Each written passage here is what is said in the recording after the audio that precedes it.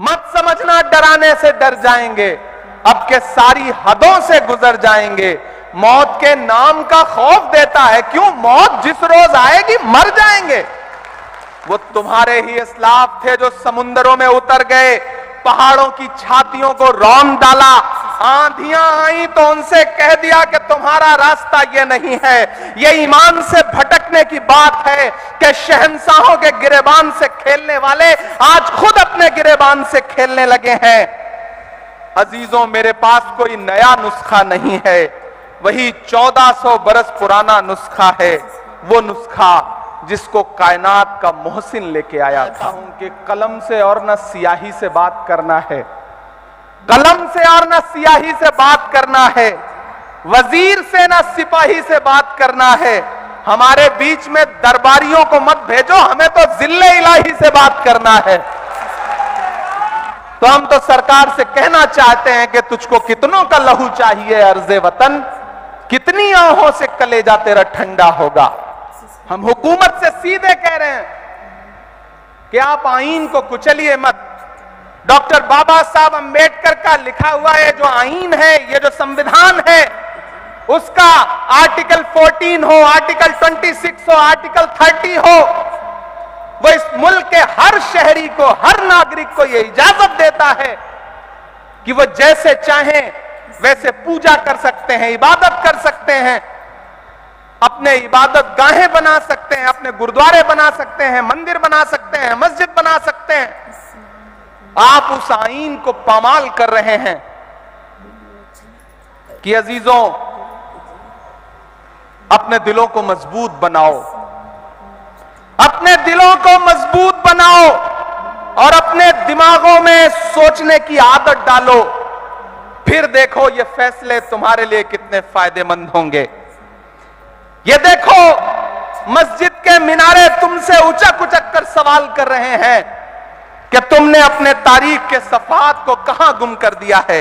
अभी कल की ही बात है कि यही जमुना के किनारे तुम्हारे काफिलों ने वजू किया था और आज तुम हो कि यहां रहते हुए खौफ महसूस करते हो। अजीजों, अपने अंदर एक बुनियादी तब्दीली पैदा करो। तुम्हारा खौफ बेजा है। मुसलमान और बुजदिली एक जगह जमा नहीं हो सकता। सच्चे मुसलमान को कोई ताकत हिला नहीं सकती है, न कोई खौफ डरा सकता है। चंद इंसानी चेहरों के गायब हो जाने से डरो मत। अजीजों, तब्दीलियों के साथ चलो। यह ना कहो कि इसके लिए तैयार नहीं थे, बल्कि तैयार हो जाओ। सितारे टूट गए हैं लेकिन सूरज तो चमक रहा है, उससे किरण मांग लो और उन अंधेरी राहों में बिछा दो जहां उजालों की सख्त जरूरत है। मैं तुम्हें यह नहीं कहता कि तुम हाकिमाना इक्तिदार के मदरसे से वफादारी का सर्टिफिकेट हासिल करो। मैं कहता हूं कि जो उजले नक्शो निगार तुम्हें इस हिंदुस्तान में माजी की यादगार के तौर पर नजर आ रहे हैं, उन्हें तुम्हारा ही काफिला लाया था। उन्हें भुलाओ नहीं, उन्हें छोड़ो नहीं, उनके वारिस बनकर रहो। समझ लो, तुम भागने के लिए तैयार नहीं तो फिर कोई ताकत तुम्हें नहीं भगा सकती है। आओ अहद करो कि यह मुल्क हमारा है। आओ अहद करो कि यह मुल्क हमारा है। हम इसके लिए हैं और इसकी तकदीर के बुनियादी फैसले हमारी आवाज के बगैर अधूरे रहेंगे। आज जलजलों से डरते हो, कभी तुम खुद जलजला थे।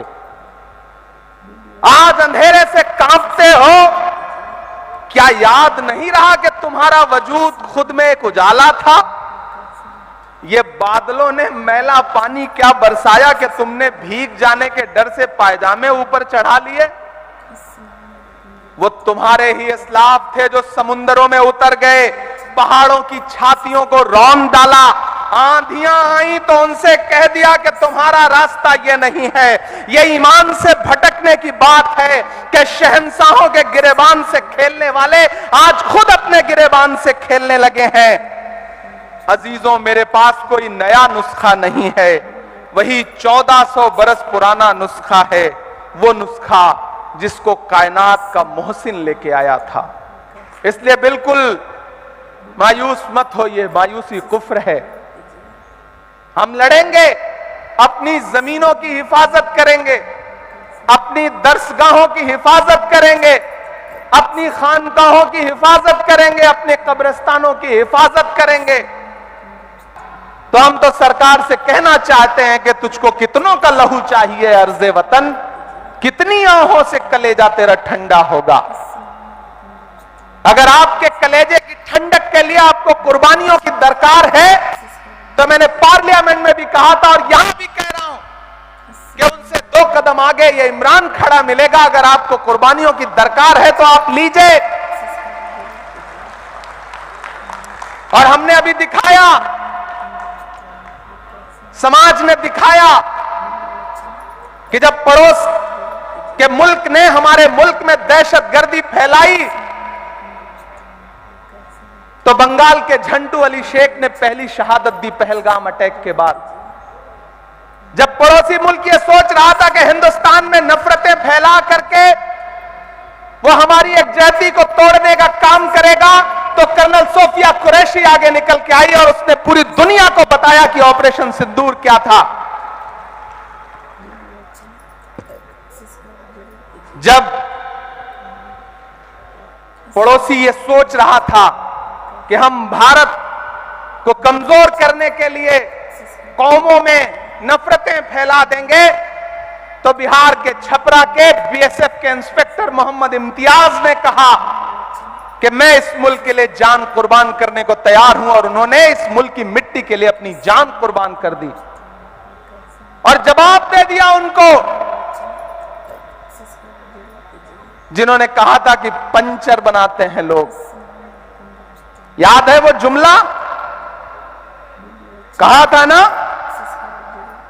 कि पंचर बनाते हैं लोग। लेकिन इस कौम ने बता दिया, इस समाज ने बता दिया कि नहीं साहब, हम सिर्फ पंचर नहीं बनाते हैं।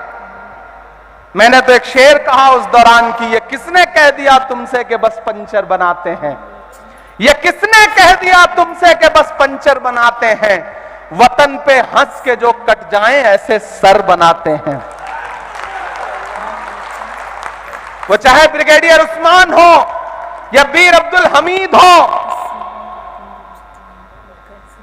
जब भी आपको जरूरत पड़ी है हम 2 कदम आगे खड़े मिले। तो हम यहां से खड़े होकर इस सरकार से यह कहना भी चाहते हैं कि इतना जुल्म मत करिए। ये बड़े भोले भाले लोग हैं, खुदा ने इनके हाथों में हुनर दिया है। अपने हाथों के हुनर की बुनियाद पर अपने लिए 2 रोजी और रोटी का जुगाड़ करते हैं, मेहनत करते हैं, कमाते हैं। इनको कम से कम सुकून से मस्जिदों में इबादत करने दीजिए, खानकाहों में बैठने दीजिए, दरसगाहों में पढ़ने दीजिए और सुकून से कब्रों में सोने दीजिए। हमारी कब्रों पे बुलडोजर मत चलाइए। हम आपसे ये मुतालिबा करते हैं और हमें डराइए मत। मत समझना डराने से डर जाएंगे, अब के सारी हदों से गुजर जाएंगे। मत समझना डराने से डर जाएंगे, अब के सारी हदों से गुजर जाएंगे। मौत के नाम का खौफ देता है, क्यों? मौत जिस रोज आएगी मर जाएंगे।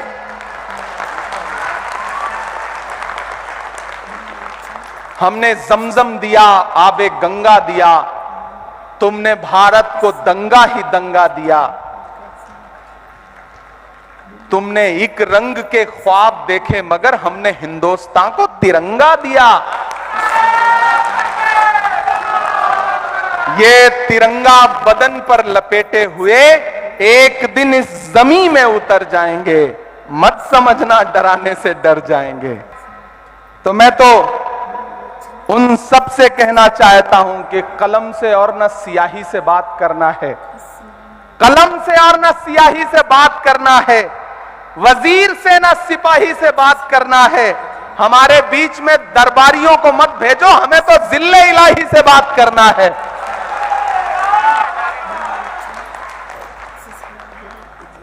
हम हुकूमत से सीधे कह रहे हैं कि आप आईन को कुचलिए मत, डॉक्टर बाबा साहब अंबेडकर का लिखा हुआ ये जो आईन है, ये जो संविधान है, उसका आर्टिकल 14 हो, आर्टिकल 26 हो, आर्टिकल 30 हो, वो इस मुल्क के हर शहरी को, हर नागरिक को यह इजाजत देता है कि वो जैसे चाहें वैसे पूजा कर सकते हैं, इबादत कर सकते हैं, अपने इबादत गाहें बना सकते हैं, अपने गुरुद्वारे बना सकते हैं, मंदिर बना सकते हैं, मस्जिद बना सकते हैं। आप उस आईन को पामाल कर रहे हैं। इसलिए जब हुकूमत ये दिखा रही है कि वो बहुत ताकतवर है, वो जो चाहे वो कर सकती है, तो आप ये समझ लीजिए कि हाकिम डरा हुआ है। डरा हुआ इंसान अवाम को ज्यादा डराने की कोशिश करता है। इसलिए डरना नहीं है, बिल्कुल डरना नहीं है। हुकूमत की आंख से आंख मिला के कहना है कि मैं ये नहीं कहता कि मेरा सर न मिलेगा, मैं ये नहीं कहता कि मेरा सर न मिलेगा, लेकिन मेरी आंखों में तुझे डर न मिलेगा।